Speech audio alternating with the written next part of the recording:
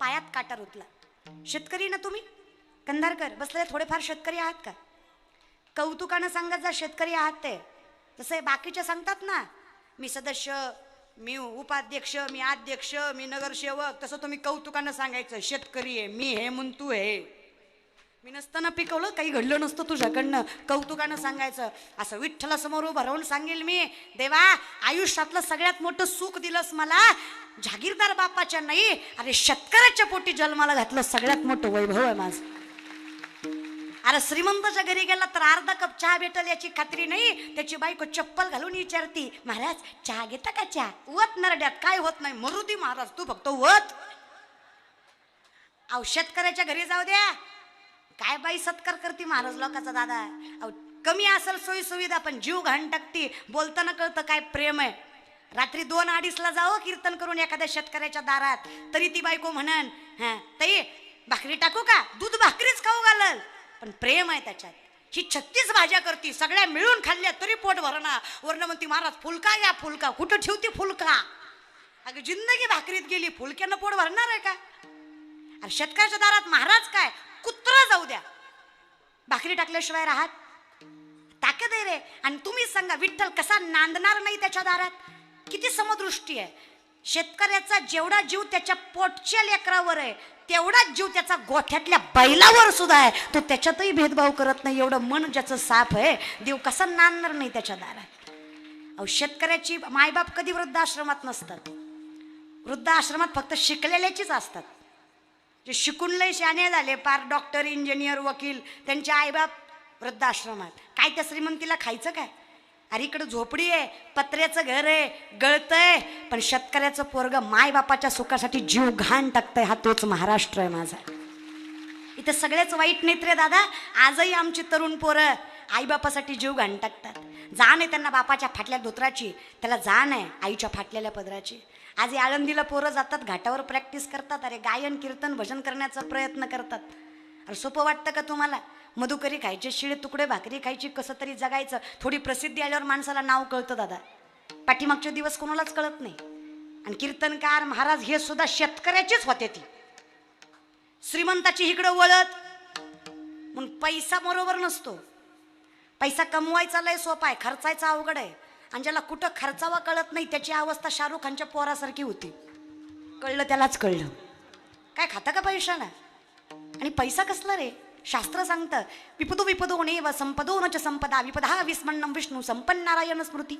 विपत्ती म्हणजे विपत्ती नाहीये, संपत्ती म्हणजे संपत्ती नाहीये. भगवंताला विसरणं ही खरी विपत्ती आहे, भगवंताला मनात साठवणं ही खरी संपत्ती आहे. जरा जपता आली तो सगळ्यात मोठा श्रीमंत. विसरली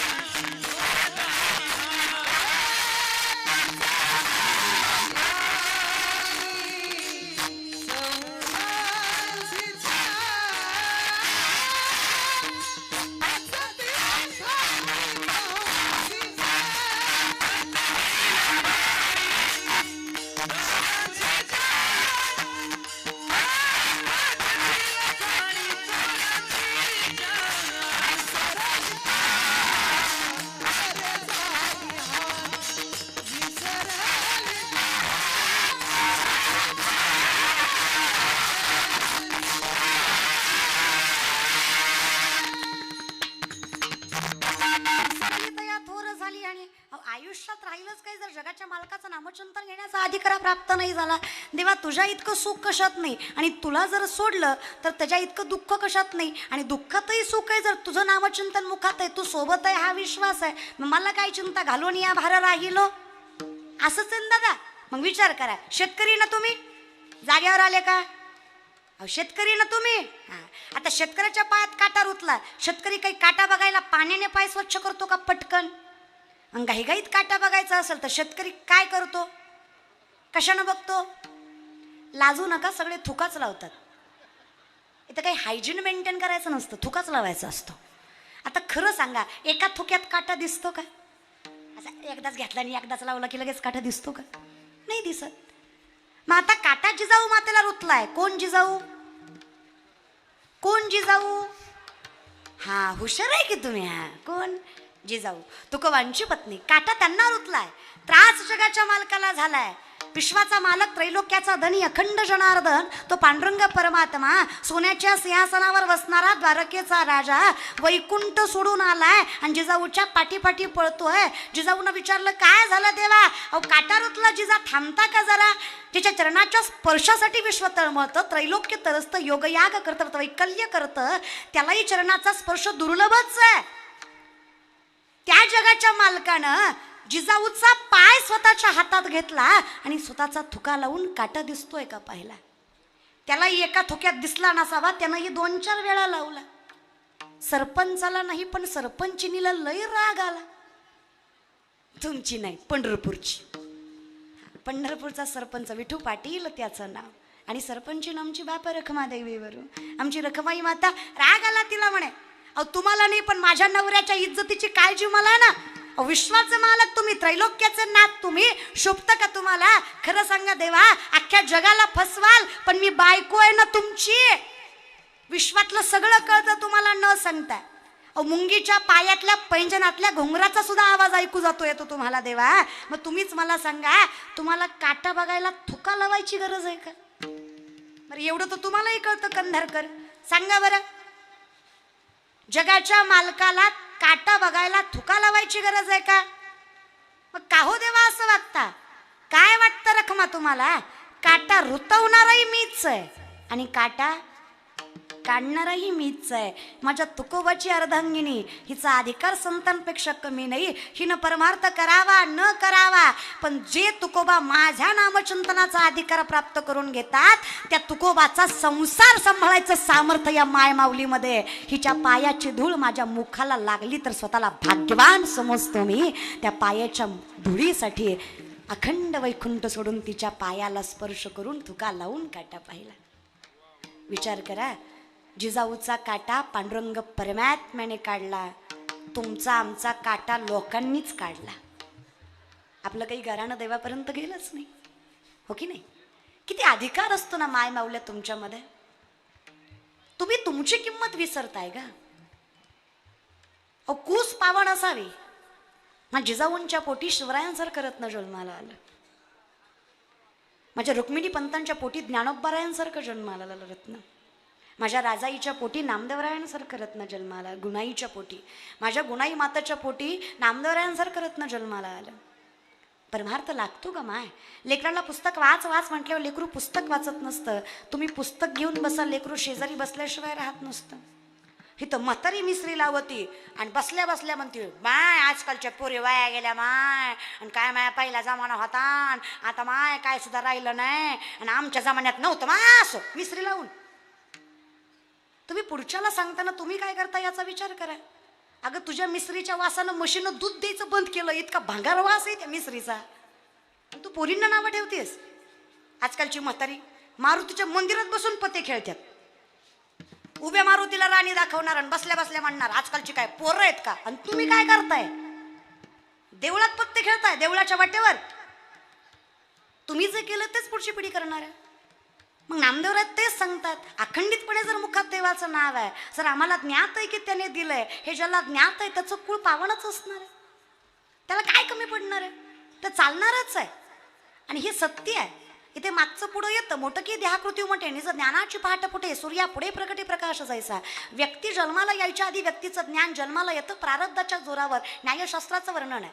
आत्मा हा निर्गुण निराकार आहे, स्वरूप आहे ज्ञान त्या आत्म्याचं, त्याची ओळख करून देत आहे. म्हणून विनंती आहे, देवा आम्हाला कळावं, हे अखंडितपणे जर असंच चालवायचं असेल तर मुखात तुझं नाव असावं. मग आम्हाला चिंता करायची गरज नाही. नामदेवराय मागणं मागतात, त्यांचा मागण्याचा अधिकार आहे. कारण वयाच्या 5व्या वर्षाने जगाच्या मालकाला जीव घालावं, त्यांच्या अधिकाराचं आम्ही काय वर्णन करावं? ज्यांना देवाचं दुःख कळतंय असे नामदेवराय आहेत. ज्याला जगाचं दुःख कळतंय पण त्याचं दुःख ज्याला कळतंय त्या नामदेवरायांचा अधिकार काय असणार आहे? ते नामदेवराय मागतायत, मागण्याचा अधिकार आहे आणि देणाऱ्याचा अधिकार आहे. म्हणून नामदेवरायांचं वर्णन आहे, देवा अखंडितपणे ज्यानं तुझं नामचिंतन केलं, मला काहीच नकोय परमात्म्या.